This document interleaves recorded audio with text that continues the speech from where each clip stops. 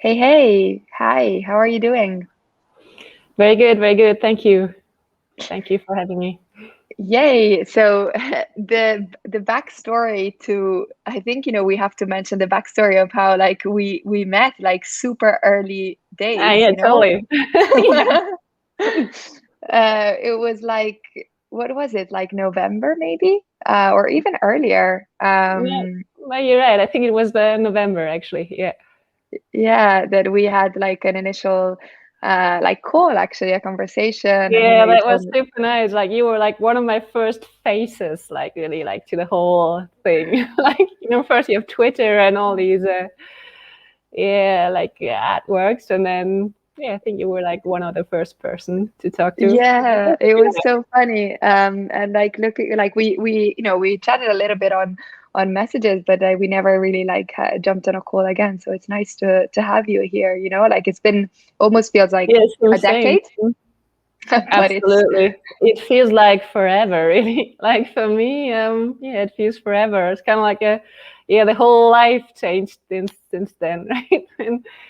Yeah, and yeah, like in that time, like when we first met, I really was like really beginning to dig into the space and trying to understand it, really. yeah, I And remember. and yeah, that for me seems like ages now. All right, so let's start with exactly that time, actually. Like, even before like we kind of chatted, like how did you discover crypto art? Like how did it start? Like what was your, kind of first step into this world? How I discovered crypto art. That was a funny story. I was working on an illustration job actually, like last summer, and this guy he hired me to draw some James Bond characters, and he said like it's for NFT and blah blah blah, and I was like somehow not even like I didn't understand the word by then.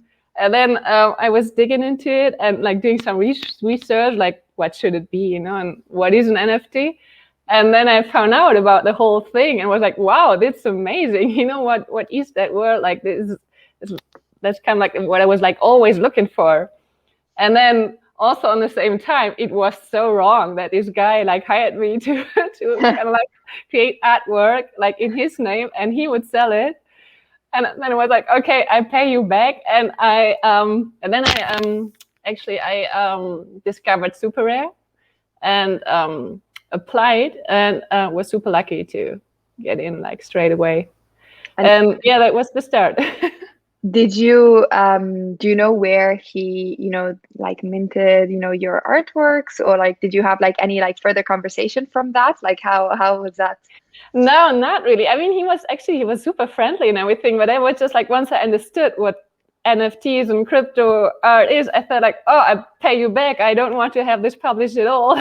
Like this is totally against the whole idea and everything. And I was like, what? Crazy shit. And I That's think he was minting it on Rarible, but I couldn't really yeah, track that because I that's didn't give him like my artwork anyway. So, but yeah, that was the beginning. And what is your, you're an illustrator, like what is your background in terms of, artistic background? Like how did that translate into this ecosystem? Um, that's probably also like a story that's for me like very different from a lot of other artists. Like I switched careers like very late in life. Like actually, I decided to go full on into illustration at the age of like 38. And I initially studied economics for some reason. It was like way before like the internet just started out. Sort of like in those days. Like it was like yeah, finished high school in '98, right? And it was like the times it was like doing art was so far for me. Like Mm, my family hadn't had like any artists. At least like we had a lot of like musicians and people like doing stuff in their free time, but that was kind of like the thing, right? You do it in your free time, and then you go somewhere and yeah. earn money. So for some reason I ended up studying economics, and then was working in several startups for years, and then finally, for good luck, like at the age of 35, I had like few accidents, like while skiing, like 5 times actually. I blew my ACL, like in the years of from 30 to 35, and then and then it was like some times of crisis. I'm thinking of, we had like a lot of time like to do other things, and I was like drawing it. Like, I mean, I was always creating a lot, like doing music and drawing all the time, and always on the side. And then it was like, oh, I now want to do it like full time. And then I went back to uni. Actually, I went to Barcelona and did some kind of like post-grad degree in illustration, which was super interesting for me, and also pretty heavy, because like everyone else would have, it was like a postgrad degree, and everyone else would have studied like fine art or graphic design or anything like that before, and I was like coming from the other world. I had the feeling. But yeah, then after that, everything just aligned. I felt like, oh, finally, you know, this is really what I want to do, and everything was so easy in a way, even though it's like highly competitive. But it's just, I think whenever you do something you really want to do and you know you have to do it, everything becomes so easy, because even if you do a shit job or it's kind of like nice to do it, you know. Yeah, experimenting. Yeah. And then I was fooling around for probably even like after I finished the school in Barcelona, I was probably fooling around for a year or longer to kind of like find my style still, like a drawing, like with oil and acrylics and wax and colored pencils and everything, until I finally settled like in digital. It's just too beautiful. So you kind of, for you, the transition to digital happened before crypto art and like before NFTs. It was already your medium. Yeah, okay. Absolutely. I mean, for a while I was still combining it a lot, like drawing digital and analog, and then putting it together. But yeah, just felt like, especially also when working in illustration, it's just so much more efficient, and you can go back and forth, and the client would say, oh no, I want it like in that and that color, and you can go back and forth, and it's just so much easier in that sense. And yeah, it's also like, it's just fascinating, like when you look into the future and all the options you have, and with augmented reality and virtual reality, and then also now with the animation, and just plays more easily like together for me, I guess. So did you, I'm just going to share my screen and like go into your super rare profile, and actually maybe like we can chat about your first pieces, and then, you know, go a little bit up from there. But this was, am I correct in saying this was your like Genesis piece, your first minted piece? Yeah, exactly. Okay. And I know that like you kind of do a bit of, so you do like a lot of like audio and visual, right? Like all of your pieces have like an audio side to that. Is that something that you were doing ever since, or is it kind of something that you've experimented with this technology? I was like doing it. I feel like kind of like with NFT art, everything came together. Like I was always doing music, like, but more like playing the piano here or playing the electric guitar in a band, and not really putting these things together. And then also like with the advancements like of technology on the music side, like I bought, for example, like this a MIDI keyboard. Is actually the one behind. Like it's a fairly cheap keyboard, if you will. I don't even, like back home I have like a good piano, but here, you know, like this is like a fairly cheap MIDI keyboard with which you can play like the the best pianos and stage pianos in the world, or you can play a cello with it, or you can play the drums with it, and it's just so amazing what happens on the musical side these days. And it was for me like one of the things where I thought, oh, this space is amazing. Like you can put like all these things together. So and talk to us about, yeah. Go ahead. Sorry. And it's just so beautiful if you can combine the audio with the visuals. It's just another layer of storytelling. It's like what you can do with it is endless. Like starting from, you can add like voiceover, you could like compose a song, you can tell something like with the words, you can tell us something like completely different. Like in another animation I did on Super Rare recently, for example, I was like one of the playing cards, and the playing card itself, the visuals say this thing, and then the music says like another thing. You know, it's the this one on the top left. No, on the top left, the Jack of Diamonds.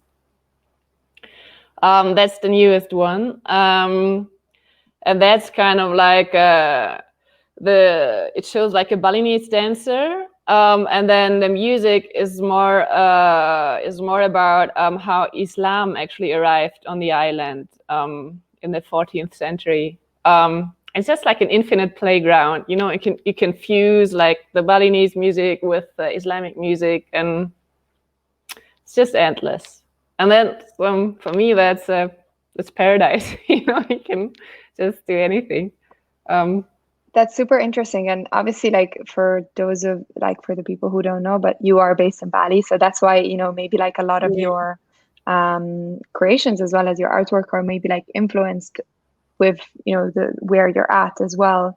And actually on the storytelling that you mentioned, like it's going back to this, like it's really I'd like to kind of like for you to talk us through this a little bit, because it is essentially like a story that you're trying to tell here. So yeah, like let's kind of have a chat about this. Like, how did this come about? And yeah, what was the inspiration around this? The inspiration from that was I wanted to explore the concept of pride. Pride is like one of the 7 deadly sins. And I wanted to look from the concept of pride to the Western society. And if you read in the Bible and all these kind of things, like pride is always it's one of the deadly sins, right? It's something like very evil and controversial. But actually now these days, like in business, for example, like narcissism, like it's nearly even celebrated in Western society. Like it has this thing, like when I was still like working in corporate, I always felt like oh, I have to be, you know, like this ego idiot, and it's not my personality, and I don't want to be like that in order to, I don't know, go fast in my career. But somehow I had the feeling you need to be like that, right? And I always felt this is so like the meaning of the world changed over time. And for this illustration, for the animation, I was like the left side. Like if you look on the screen, like the left side would be kind of like the bad side of pride, like as in narcissism, and then as like all like the things it provokes, the stupid things in society. And the right side is actually the positive side, which I think is also important these days. Like the loving mother, you know, if you're proud of your kids and you have to, you know, this is kind of like a form of love as well. And for me, it's like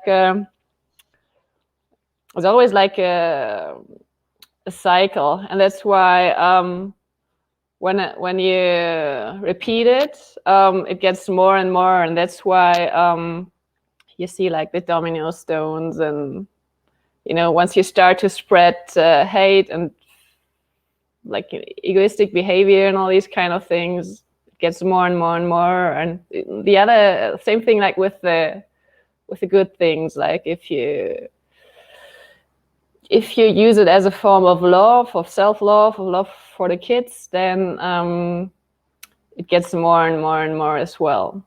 And there are like a lot of details in it, but I don't want to go too deep. Sort of, I think that's probably also nice to just explore for everyone to Yeah, it's interesting because I think, if you see it like the first time, you don't realize how many details there are. But the more you like see it, then the more you actually look at, a lot of the writings that you have. Like, for example, these, a lot of the signals almost that are there.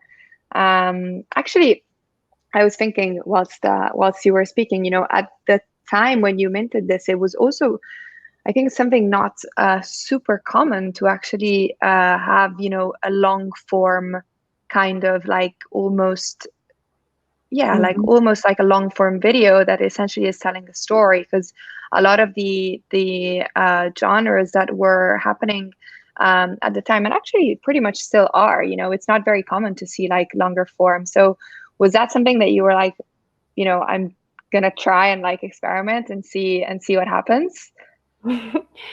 Yeah, sort of like I saw my work and was looking at Super, and somehow I remember thinking like, it so does not fit in what I'm doing. I'm a little bit of a person, I think I just don't care about would it fit in or not, and I just do it, and then I do it, and I find out, like there are some like technical constraints, like for example, Super Rare is like a maximum file upload is 50 megabytes, so I really have to, it's always a little bit like of a limbo to compress, so it's still like good quality. So, and I always produce it like in like really good quality, so later on maybe like we can ramp it up, or it still looks nice like that. So there are some technical limitations which obviously make it hard, but I don't know. I think I don't strategize too much about these kind of things. I just do it because I want to do it or have to do it. Yeah, absolutely. And how was it? Like when I see that your first collector is anonymous. Did you ever speak to your collector? Did you figure out who it is, or? Yeah, totally. Like actually, Mocha picked up the White West. I don't know why it now shows anonymous. That's probably because of the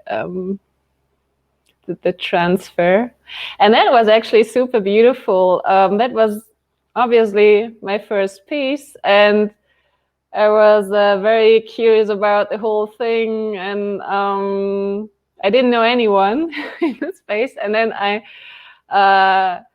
was contacting everyone who bid on that piece and like saying thank you and like showing my appreciation, and I was like just like really like generously interested in getting to know these people.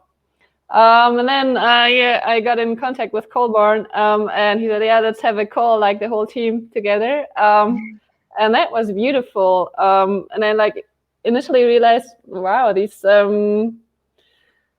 like the idea that I had about the whole place, like that is like the potential we have as a generation, like this is the paradigm shift, and to create art in that place, that's like a huge opportunity. And then like Colborne was like one of the first persons I met, and was like again like reconfirmed, kind of like, wow, these people are really like switched on, they understand like that thing which we have there. And I always felt like, oh, it's such a huge responsibility also, like we few people that we are now in that space, like to kind of like craft it in a direction that it really like benefits society. And you can mess up things, right? I mean, if you're not considerate about concepts, or we would only be like, everyone would do only like cash grab things or stuff like that. But yeah, like talking to him and Shivani from the team, and back then it was like still Pablo, it was like beautiful, like to see like, wow, these people really have like huge visions about the space. And now, and it was not only words, like now I see them like unrolling the new foundation like of Mocha Museum. I think, wow, you know, they really do it. Like this is the future for me. Yeah. And yeah, Absolutely. museums are super important, right? Like if sometimes, like for me, like if I look at art, and I fall in love with the piece, it's kind of like time stands still. And the complementary always would be the museum. Like if you have like a nice architecture and you're in there and you feel like, wow, this place is touching me for some reason. And again, like, yeah, that moment of when time stands still, and it's so important for the infrastructure to recreate that in the metaverse. And I find like with like huge respect for like how they answered the question of also like crafting a new model of how you set up a museum in a decentralized world, you know. And so yeah, I'm really glad I can witness all these things happening. That's really cool. Absolutely. Actually, I'm interested because obviously, you know, you're based in Indonesia, in Bali, and like as we mentioned before, like a lot of your artwork in some way or form is, let's say, influenced by that. Like, how did you, you know, how do you see like something like this movement and like crypto art, you know, in a community and like places that are not, you know, as West, like part of like the Western world, and so maybe still have to come to grips with, you know, crypto and like even in a kind of a social impact form as well.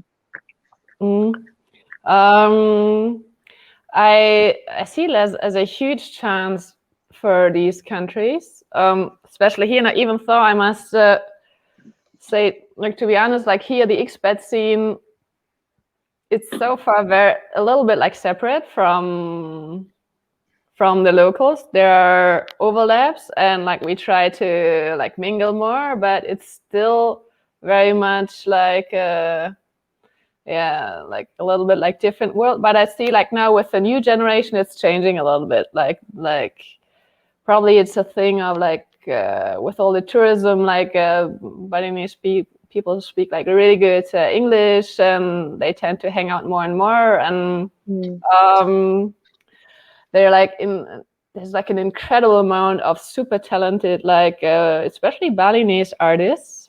Like for them, it's like ingrained in their culture. Like even also the men, like they sit here on the side of the street and they do like all these bamboo and wood carvings, and it's amazing. And that's for me like the whole like arts and culture is not something like, oh, it's nice you do it on when do you do it on the weekends, right? It's really like it's part of life, and it that feels really good.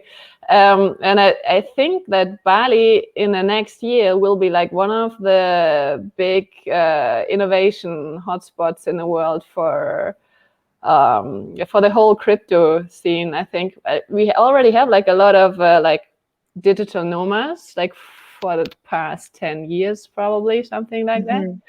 But now it's forming like a really strong crypto scene. Like there's some DAOs, some companies starting out. I think now, even like after like the COVID pandemic, when it just gets more and more that people want to work to or have to work from somewhere else, there are not so many places in the world where it's fairly easy to settle in, and where there's like already like a community and infrastructure. I mean, that's all just guessing, but I would not be surprised like if like things blow up here like really hard. There's also like my friend Yulia told me there's here in a neighboring village there's like there's like a huge property being built right now from like a super rich Russian guy. He's building like this crypto village. And for the first few years, people can live there kind of like for free. Like there are like several artist studios and several Oh wow. like it's some shops and a bakery and like a real infrastructure, and you can only pay with crypto. They have like their own token, and it's kind of like very much like an experimental place. But a lot That's of amazing. yeah. Wow, that's incredible.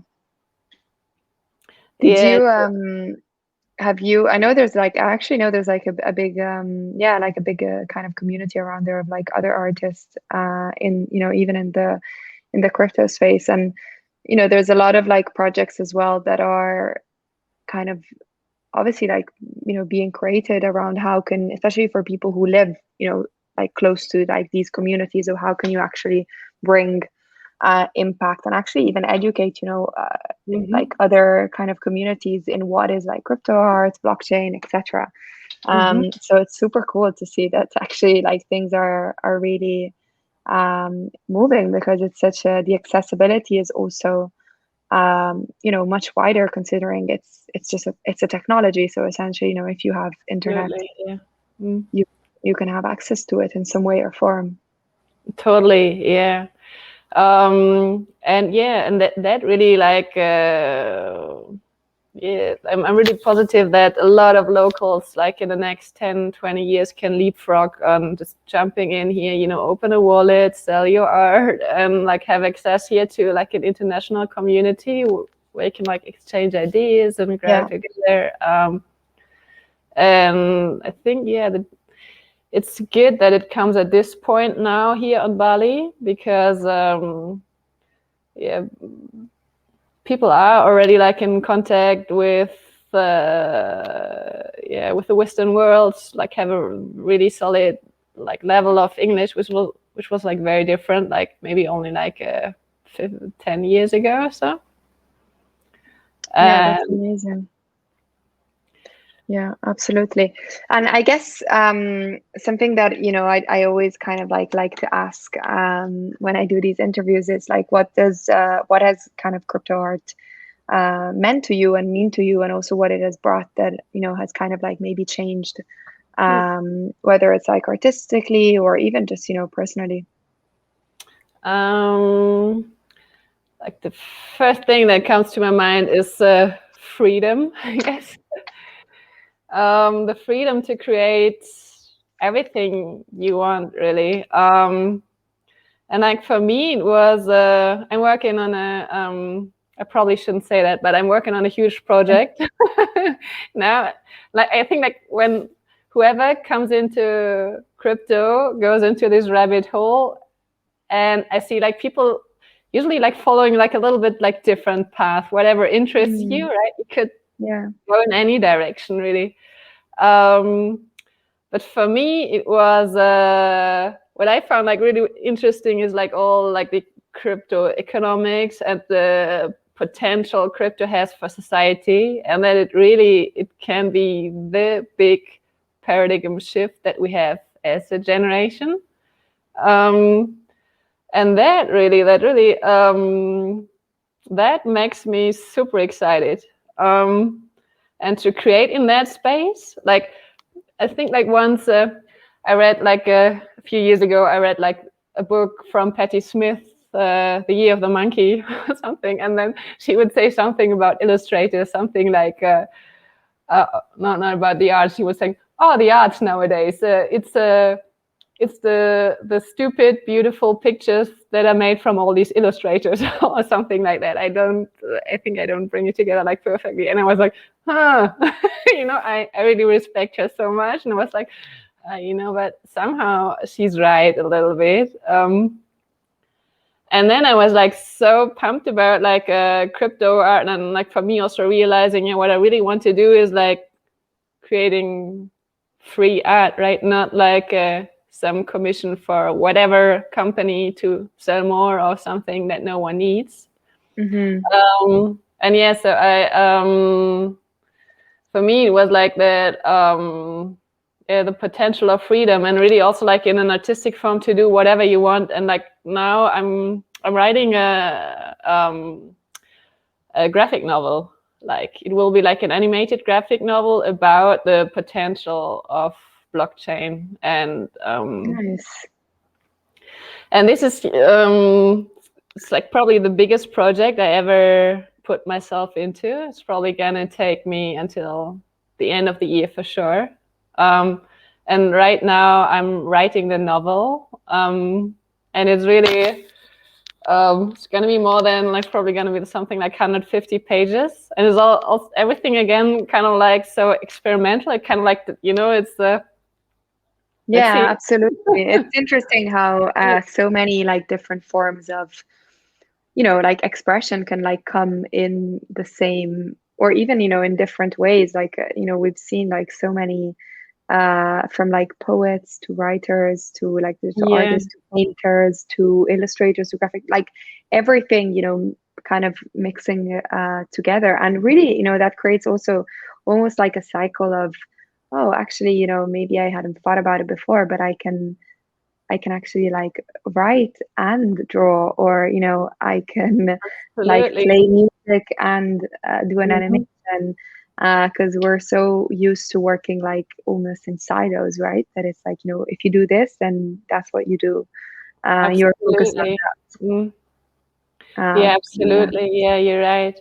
And like the whole, like this interactive, collaborative space that opens up through it. Like, and now when I go through it and I develop my ideas, and then I feel like, oh, like long term, I should put that into a video game, probably, right? And then I was already talking to someone, and it's so easy in that space, and yeah, slowly develop these ideas, and the digital like foundation makes that also easier, and that's that over the next years. I'm really excited, like what kind of like creative things come out of that potential, if you will. yeah, absolutely. I think, probably one of the biggest, I always say this and it's becoming, oh, it's something that I say all the time, but really it is like all of so much potential in collaborations, like of any form. And Totally. like, there's no barrier in, where you're at or where you work or what you do, because it's actually all possible through the Absolutely. technology, through, the possibility of chatting to anyone, really, like the space is big, but Mm, also kind of small still. Like it yeah. still has that that kind of, still pretty much like community. I agree with you, like everybody takes their own, path, and like, kind of genres and groups start to create, but essentially, it's Mm. still, to me, it feels still pretty like small, like you are literally just a message away from like somebody else, right? That you can just say, Totally. hey. Yeah. Yeah. The accessibility is certainly there. Yeah, Totally. And that's probably, yeah, I think there's like room for everything. If you want to keep it small, you can keep it small, like even like your circles. Like you could try to be very, I don't know, precise with whatever you do or whatever, whomever you target. And other people might have like a following of 100,000s or 10,000s probably in, yeah, like of people. And that's a whole different thing. But yeah, totally. Yeah, the collaboration potential, that's amazing. And super. yeah, So what can we expect next? So you said you're working on this big project, this big novel. Is there anything else that you have like down the pipeline that you can like share, or maybe not? I'm working on something with Mocha, but I can't share the details yet. Nice. But that'll come up, yeah, in a while. And then it's really like I'm very busy, like with the novel. That's gonna take me like all of my time until probably the end of the year. And I'm talking to so many people, like I'm in close contact with a think tank that explores like all these ideas of like crafting like a new form of money, which is then able to create like a new form of economy. And it's for me like a big time of learning, putting things together, creating, writing, like exploring techniques, how I will realize it, digging into VR and these kind of things. So yeah, that's Amazing. for bad luck. That takes me a while. So probably on that end, it's I won't have to show so much for a while. But yeah, I think end of the year, beginning of next year, Super. we'll see more. Amazing. Well, I'm looking forward to seeing this collaboration with Mocha and also the novel. I think that's super exciting. Yeah, Um, thank you. thank you so much, Claudia. It was great to chat and to see you again. And Absolutely. Likewise. let's stay in touch. Thanks a lot for your time. Totally. Thank you. Thank you so much. Bye Thanks bye. for having me. Bye bye.